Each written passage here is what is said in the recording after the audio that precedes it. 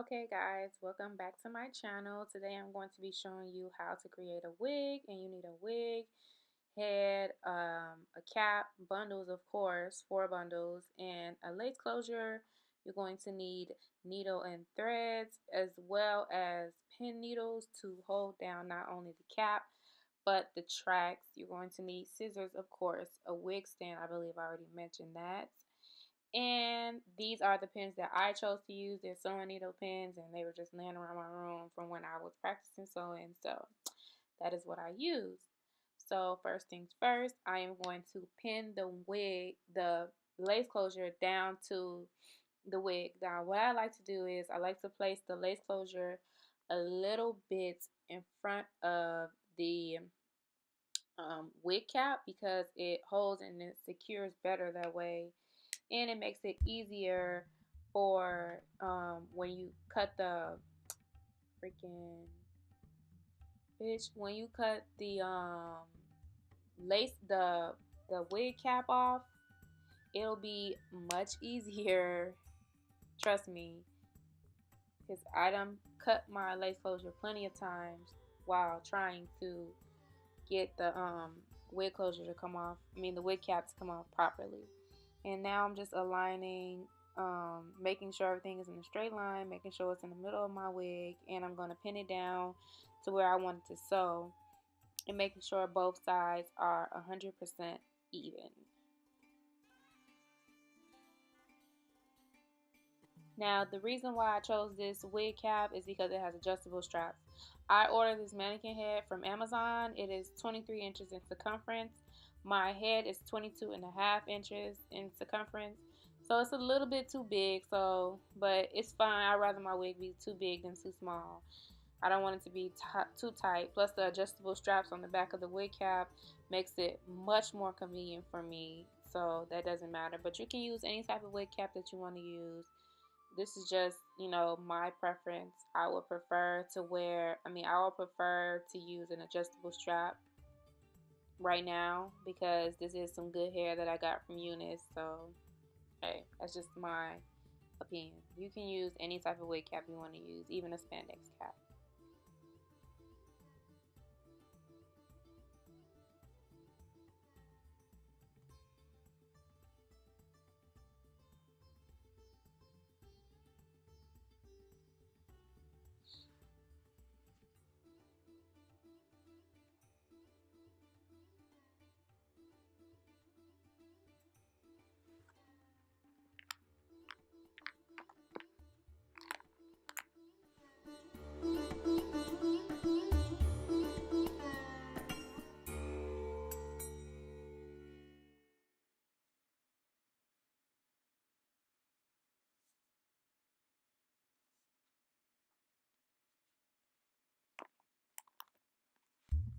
Then next, I am going to do the sewing process, and as you can see, I sew going under because it is easier for the needle to slide through than going over. So I go under the track and through the wig cap to pull it through the lace closure.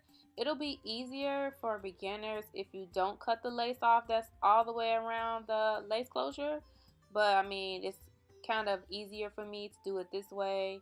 Yeah, so I'm just sewing down the lace closure, and I sew one side at a time, which you will see in the video how I sew this side down towards the back, and then I stop, knot the needle, secure the weft, and then I do the other side. Because if you try to sew straight around in a circle or straight around the lace closure, it will lump up and it will become a mess. So it's just best to sew each side down one at a time.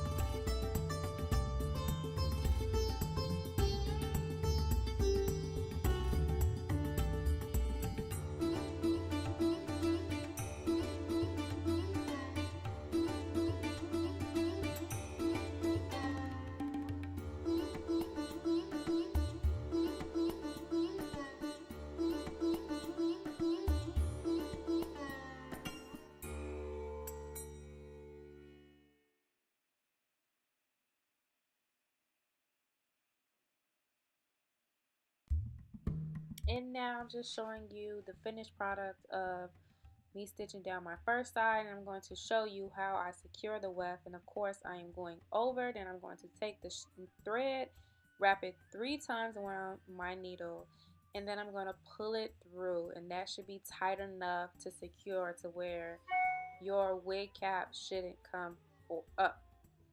Now I am going to just go through it one more time, but this time I'm not wrapping the needle around the thread. I'm actually gonna sew underneath the weft again, and then I'm gonna cut it, and then I'm gonna cut it off. And now this is just the finished product of the lace closure. I sewed it down just like I sewed down the other side.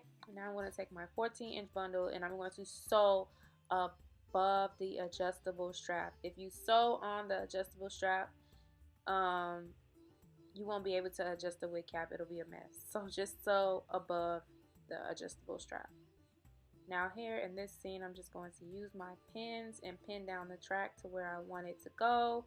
I usually like to go pretend as if I know where my ear is at on the mannequin, and then I stop right underneath my ear, and that is where I like to start my stitch, because I want to make sure that some of my 14-inch actually lands in the front of my head, so it's just easier for me to just try to guesstimate where my ear is at, and I start my first weft like right underneath my ear.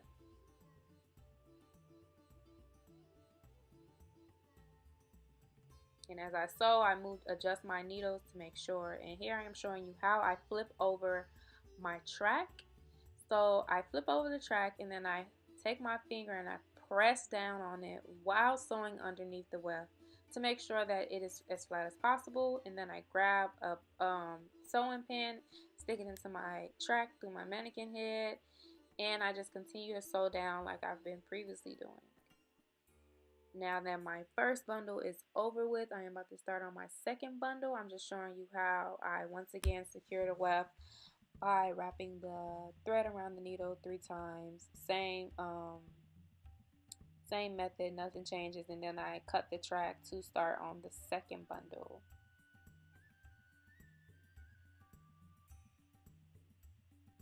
And by the way, these tracks are double. I did double weft the tracks to make sure as much weave fit into my head as possible. And now I'm just using my same method to secure the weft as always.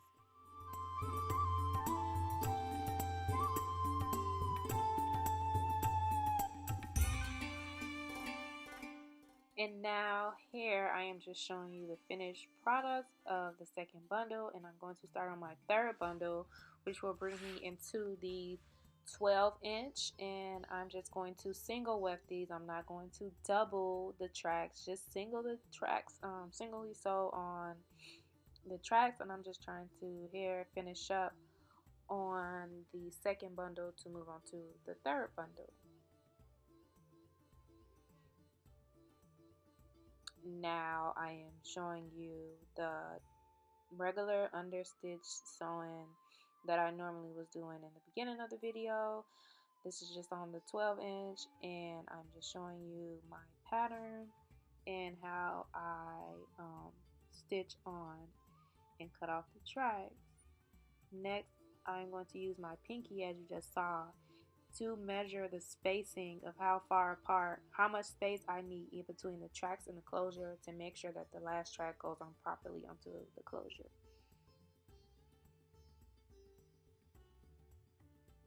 And then now here you will see me use my 2-finger method to make sure that there's enough space in between each row so that the top part of my wig won't be too thick and stand up, and in return it will make the closure shift a little, like push up as if your wig is sitting up on your head instead of on top of your head. So you want to make sure that you leave enough room at the top so it doesn't look too full and the closure doesn't look off and your head doesn't look like a cone. So I always space out my tracks to make it like look more natural, as if it's a sew in, and the closure will help cover up the rest of the tracks. And here is the last part of the video where I sew the last track onto the lace closure. The method that I'm using, I am sewing under as always, and I'm attaching it to the lace closure, as you can see in the video, and you can see my proper spacing as well. And I'm just going to continue to sew underneath until I get all the way to the other side.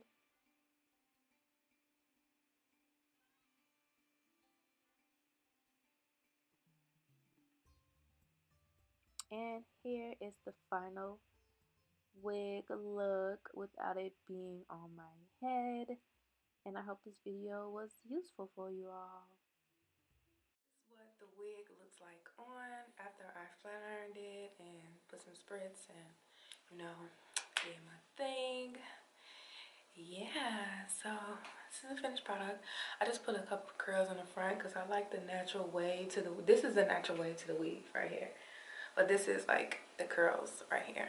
So yeah, I hope you like this tutorial, and there will be one wig tutorial once a month because I'm gonna start wearing wigs because my hair is becoming damaged from sew-ins, and this doesn't look, you know, that bad to me. So yeah, wigs would definitely be an option now. I may later on this week do a video on how to sew down a strap onto a wig because naturally my head is a 22 and a half inches in the circumference, but I got a 23 just to be sure because I didn't want the 22 because I didn't want it to be too tight, and I can always add a strap if it's too big. But I have a small head area, like I don't have that much.